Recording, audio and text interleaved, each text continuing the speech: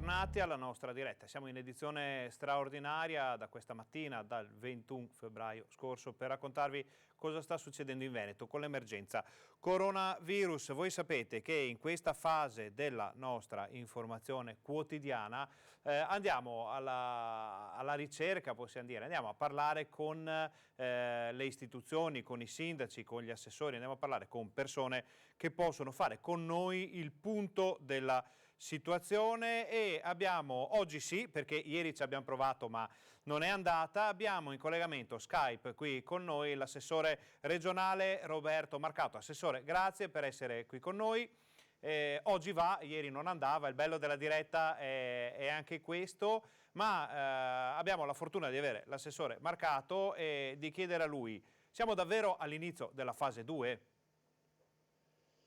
Ma allora, in linea teorica sì, poi bisogna capire cosa significa esattamente la fase 2.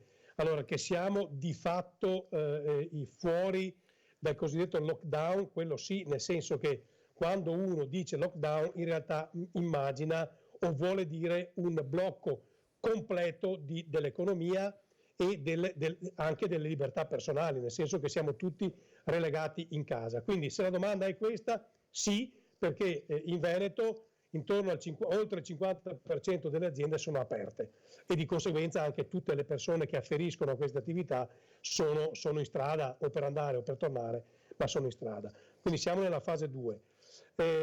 Da questo punto di vista sì, è che dovremo abituarci a convivere con il coronavirus. Questo è il tema, secondo me, dirimente. Certo, Assessore, ma come si può coniugare lo sviluppo, diciamo, economico del quale lei ha la delega in giunta regionale con tutte quelle che saranno le regole di distanziamento sociale, di attenzione che i lavoratori e le aziende dovranno porre in essere da qui ai prossimi mesi? Allora, intanto capendo che noi non possiamo aspettare che l'ultimo degli ammalati guarisca e poi aspettare che tutto ciò non accada più, perché altrimenti nel frattempo l'economia si potrebbe autodistruggere. Noi dobbiamo, appunto, come dicevo prima, conviverci e guardi, le do questa anteprima: domani pomeriggio alle ore 15 assieme alla collega Donazan noi incontriamo le parti sociali e le parti datoriali proprio per questo, cioè dobbiamo assieme a loro capire esattamente come possiamo mettere in sicurezza le nostre aziende e quindi i nostri lavoratori per poter poi da fine aprile immaginare un'apertura molto più vasta, perché ci sono attività che è del tutto evidente che oggi sono chiuse, ma non hanno motivo di rimanere chiuse, perché sono aziende magari molto grosse con pochi dipendenti che non si incontrano praticamente mai e non si capisce per quale motivo queste debbano rimanere chiuse. Insomma, in sicurezza si può lavorare e noi stiamo lavorando su questo. Certo, allora posso confermare che il lockdown tra virgolette è finito, perché io stesso stamattina muovendomi su una strada, su un'autostrada comunque per certi versi secondaria come la Valdastico, ho trovato un traffico che non trovavo da più di un mese, quindi, e non solo camion ma anche furgoni di piccole imprese, tante auto di persone che andavano al lavoro e non le vedevo da un mese, quindi vuol dire che da questo punto di vista siamo ripartiti. Fa un po' sorridere, mi permetta la piccola critica, naturalmente non a lei ma a chi ha fatto questa scelta, che tutto sia stato deciso in base ai cosiddetti codici Ateco, che è un po' un lavarsi le mani, tu sì, tu no, mentre invece ci sono molte più variabili che vanno viste all'interno di categorie produttive. Lei cosa pensa di questa scelta? Condivido la sua analisi, anzi le dirò di più, che hanno scaricato molta responsabilità, forse troppa, sui prefetti, nel senso che questi si sono trovati nell'arco di 10 minuti a dover gestire migliaia di richieste e anche loro con una capacità di risposta ovviamente limitata e senza avere tutte le fattispecie del caso. È vero che se noi dovessimo contemplare qualsiasi richiesta, ogni decreto diventerebbe da Treccani. Però secondo me se il governo avesse ascoltato un po' di più le regioni, probabilmente avrebbe emanato dei provvedimenti, come dire, più contingenti, insomma, più verosimili, ecco. Le faccio un esempio per tutti. Noi abbiamo situazioni in cui ci sono padre, figlio e figlia che vivono nella stessa casa, che fanno colazione al mattino, che mangiano insieme, che cenano insieme. Dietro casa hanno l'azienda, perché sono degli artigiani, sono loro tre più un collaboratore che lavora, e questi non possono lavorare. Cioè, adesso, capite che ci sono queste incongruenze che vanno sanate tutte, nel senso che per quanto riguarda l'aspetto sociosanitario, loro tre possono tranquillamente vivere insieme, ma non possono lavorare insieme perché sono un pericolo l'uno per l'altro. E sono gli stessi, insomma, sono situazioni queste qua fantoziane che andrebbero tutte verificate. E come si può fare a verificarle? Abbiamo un tavolo di crisi, abbiamo la conferenza Stato-Regioni, il governo deve ascoltare le regioni. Io le segnalo queste cose al governo e dovrebbero, come dire, continuamente aggiornare. Poi siamo in un momento di crisi, nessuno si scandalizza se facciamo dei DPCM che sono aggiornati in meglio, ci mancherebbe, magari ecco, non annunciarli di sabato sera alle 11:15, ecco, quello magari lo chiediamo, però insomma se uno dice mi sono dimenticato, oltre a questo c'è anche questo che può aprire, non si lamenterebbe nessuno. Certo. Tra l'altro, questa è una cosa che ci segnalano molti nostri telespettatori, pare di vedere che da parte del governo si sia un po', come si può dire, siano un po' rallentato il flusso di notizie, di informazioni, di decisioni verso le regioni. Avete anche voi questa impressione? Ma c'è una deriva culturale che io trovo preoccupante. Intanto sto martellamento continuo sul fatto che l'autonomia non va rivista, sul fatto che per la sanità deve tornare a Roma. Io la trovo una deriva culturale pericolosissima, perché scusatemi, ma se voi avete la sanità calabrese e non funziona, non è che per questo motivo qua io devo prendere la mia sanità che è esempio al mondo, secondo Harvard è un esempio al mondo, perché la posso consegnare a Roma e dopo fra 5-10 anni noi avremo la sanità, perché purtroppo il tuo paese qua funziona così, andiamo a ribasso, sarà uguale a quella della Calabria e non viceversa, perché se questo sacrificio servisse a portare tutte le sanità regionali a livello di quella del Veneto, vabbè, uno può anche pensarci, ma siccome che la storia dice l'esatto contrario, insomma io vado un po' cauto. Certo. Diciamo come sempre la catena è forte tanto quanto il suo anello più debole, no? Esatto, perfettamente. Ha proprio fatto un riassunto straordinario. Quindi, Assessore, diciamo, parliamo di autonomia, è passato tanto tempo, noi lo ricordiamo ogni giorno e c'è il rischio forse che non parlarne più. Assessore, noi speriamo che questi colpi di tosse siano un po' di, come si suol dire... Avevo una micro caramellina che mi è andata preso fra un polmone e la giugulare e non... Ecco, rassicuriamo i nostri telespettatori che non c'è alcun problema sanitario. No. L'assessore una semplice caramella di traverso. Dicevamo che questa vicenda dell'autonomia che noi teniamo in grandissima considerazione con il nostro contatore quotidiano dei giorni che sono passati dal referendum, a qualcuno farebbe comodo forse andasse in secondo piano come tema e poi succedono le cose di cui abbiamo appena parlato, che ma forse sarebbe bene riportare la sanità a Roma, ma forse togliere qualche altro pezzo alle regioni non sarebbe male, perché queste indicazioni, perché questa volontà forse di mettere da parte un percorso di autonomia? Ma guardi, io ho una mia convinzione, in realtà l'autonomia ti costringe ad essere bravo, perché lo Stato, come dire, ti lascia una parte delle tasse in gestione e tu con quelle tasse devi erogare servizi. Se rispetto a dei benchmark di riferimento tu non riesci ad erogare quei servizi, il problema è tuo, aumenti le tasse e devi trovare altre risorse. È del tutto evidente che fino ad oggi classi dirigenti mediocri che hanno dimostrato di essere assolutamente non all'altezza, come lo si è visto in qualche regione, ogni volta che c'era un problema, mamma Roma pagava a piedi lista, senza giustificazioni. Perché non si capisce per quale motivo regioni come la Calabria o come la Puglia, che hanno avuto gli stessi identici stanziamenti che ha avuto il Veneto, che ha avuto la Lombardia, che ha avuto l'Emilia Romagna, che ha avuto il Piemonte, non abbia servizi adeguati. Ecco, fino ad oggi anche un mediocre può governare un territorio. Con l'autonomia dovresti essere bravo. Ciò è un po' più difficile.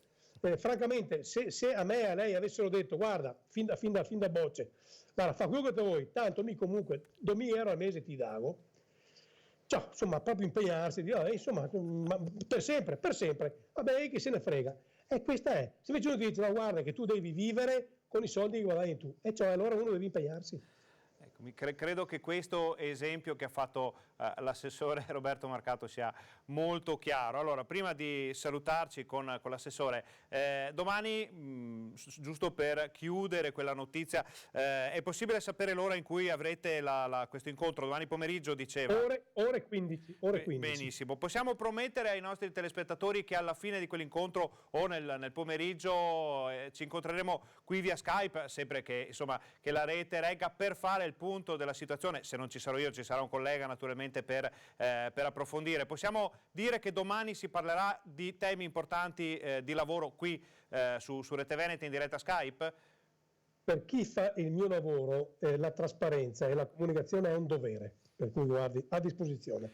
Benissimo, allora con questa promessa noi facciamo il classico groppo al fazzoletto, ci risentiamo domani con l'assessore Marcato. Grazie per essere stato con noi, grazie per questo annuncio importante che ci ha dato, assessore, grazie mille, ringraziamo ancora una volta Roberto Marcato. Avete sentito, i temi sono sempre molto molto importanti. Adesso noi prima di andare a fare un altro collegamento, perché vogliamo parlare con altre istituzioni in questo pomeriggio, siamo stati contattati da moltissimi telespettatori che ci hanno chiesto come si fa ad arrivare a quel portale che vi abbiamo mostrato prima, ed è quello della Coldiretti.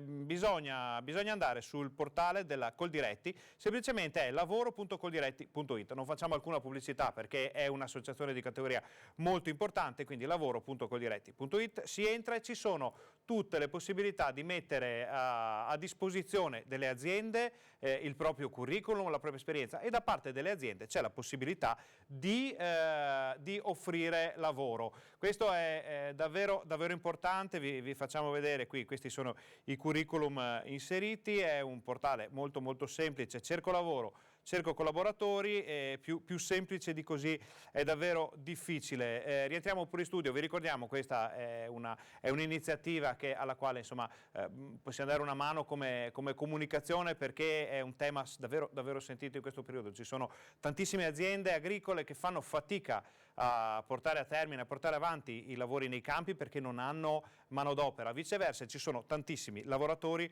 che sono fermi, che potrebbero essere impiegati in agricoltura, ma non riescono ad accedere a quelle che sono le vie per trovare un riscontro da parte degli agricoltori. Adesso noi andiamo a chiamare, lo cerchiamo un attimo, il sindaco di Romano Dezzelino, Simone Bontorin. Ci siamo messi d'accordo che ci sentiamo, vediamo se lui è disponibile, se la linea regge. Credo di sì, l'abbiamo già preso al volo, perché insomma Simone Bontorin è uno di quei sindaci molto, molto social, molto tecnologici, molto moderni, che sa lavorare coi telefoni, con la tecnologia.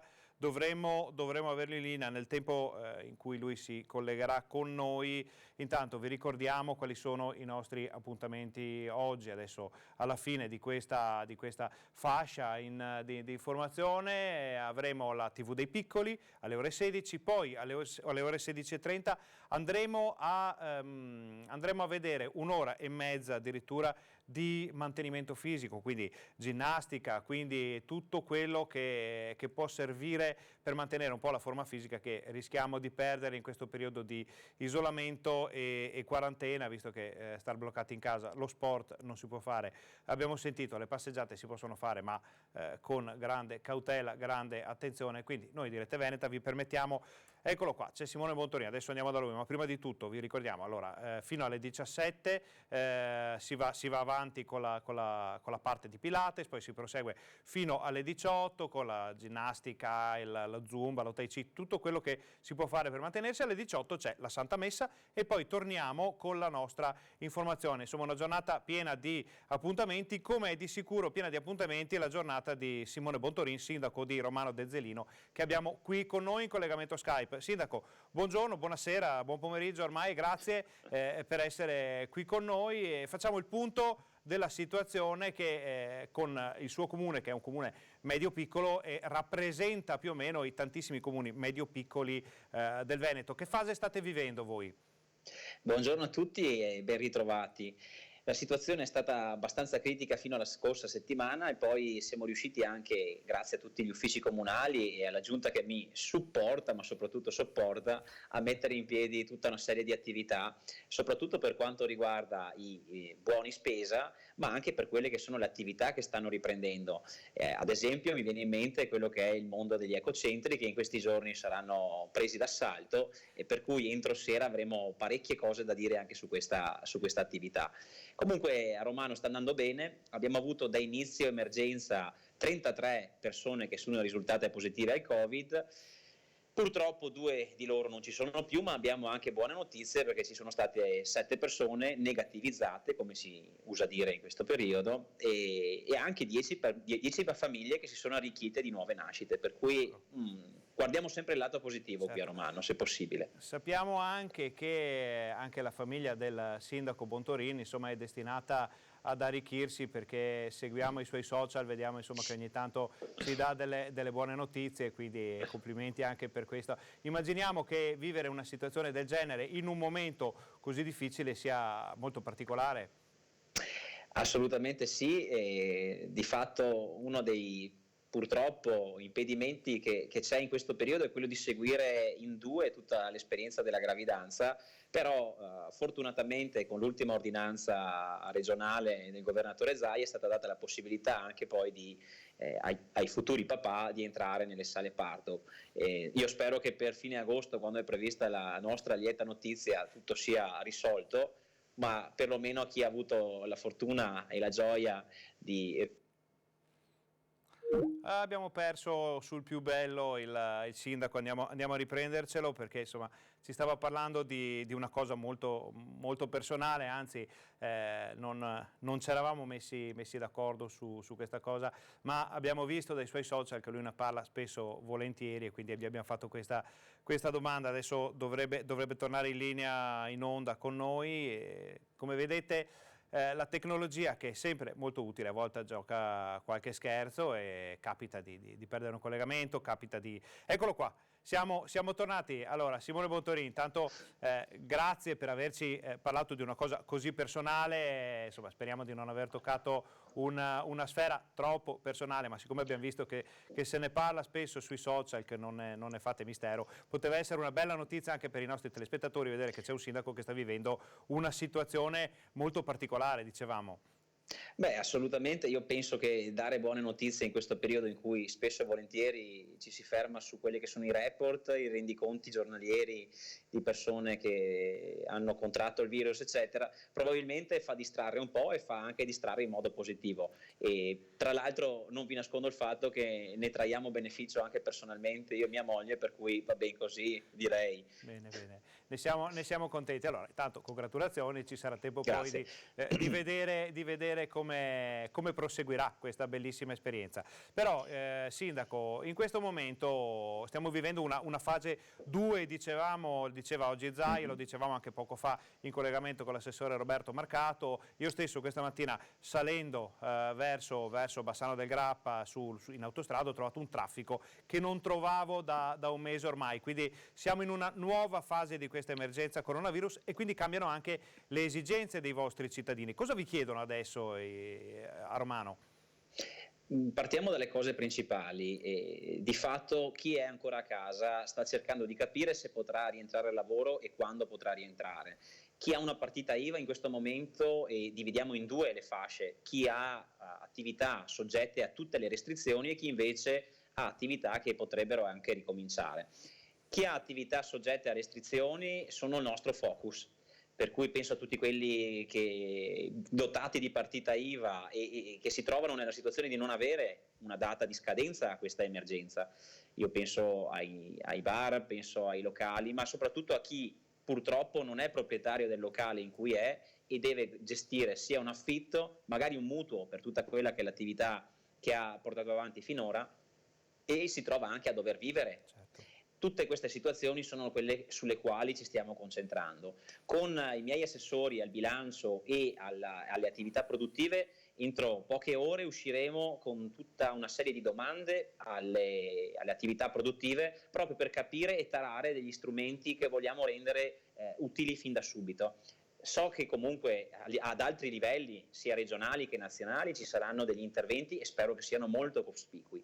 Però laddove ci dovessero essere degli impedimenti o mancanza di tempestività, ho chiesto a tutta la giunta, a tutta la squadra che mi sopporta in questo caso, Certo. di fare un brainstorming e di darmi una mano per trovare tutte le idee che potrebbero essere utili in questo periodo. Stiamo pensando a tutta una serie di fondi da far convogliare in una bando per le attività che avranno serie difficoltà a ripartire e soprattutto per quanto riguarda le attività produttive. Poi parlavo di tutti i cittadini che vorrebbero ritornare alla loro vita normale, ma che al momento ovviamente sono sottoposti a una serie di restrizioni. Penso ad esempio alle scuole. Finita l'emergenza sembra che la scuola non riprenderà più fisicamente, per cui tutti i genitori che rientreranno al lavoro come gestiranno il tempo dei figli a casa? Chi darà una mano loro e soprattutto con che risorse economiche? Che va al di là di quelle che sono le rette da pagare. Ecco, tutto questo è nei nostri pensieri e soprattutto nelle nostre azioni. Spero che nel giro di qualche giorno arrivino buone notizie sulla fase 2 dal governo e in base a questo tarare quelli che erano gli strumenti che io dicevo di tempestività, quindi entrare subito in gioco, anche completando e costruendo degli strumenti complementari alle azioni di livelli superiori. Certo, anche perché sappiamo che in questo momento, in questa fase, saranno veramente determinanti la celerità nella possibilità di accesso al credito, alla liquidità, quindi tutto quello che prima veniva fatto con un po' troppa burocrazia, forse in giorni, settimane, adesso deve essere fatto in poche ore perché altrimenti si fa fatica a ripartire. Ma a proposito di ripartenza, di fase 2, voi avete visto questa ripartenza in strada? Vedete più macchine, vedete più gente? Beh, fisicamente in questo momento non sono in ufficio, ma per una questione di tempi allungati, per cui sono arrivato a casa tardi.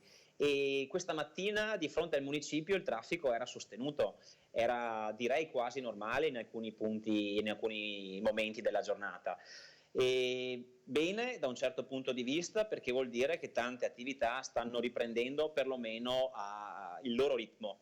Anche i controlli non sono smessi proprio perché Certo. ovviamente c'è sempre quello furbo che si mette in mezzo a chi invece deve fare di necessità virtù.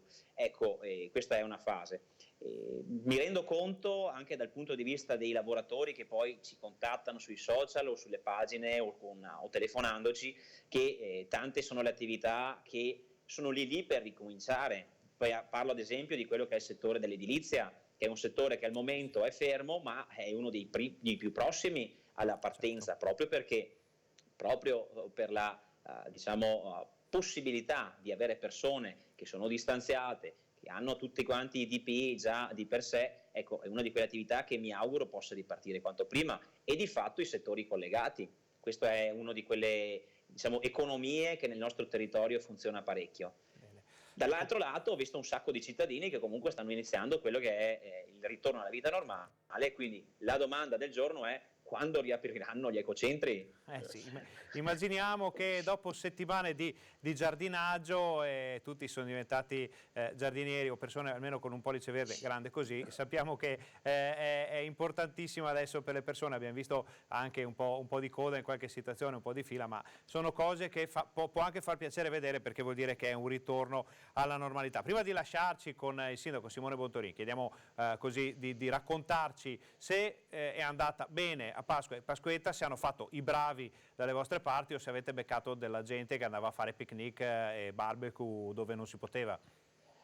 Lo dico adesso perché è passato il momento di quei 2 giorni e quindi abbiamo messo in campo il doppio delle forze rispetto alle altre giornate. Abbiamo avuto la fortuna di avere dei cittadini diligenti che hanno seguito nella maggior parte dei casi tutte le regole che avevamo messo in campo e soprattutto sottolineato.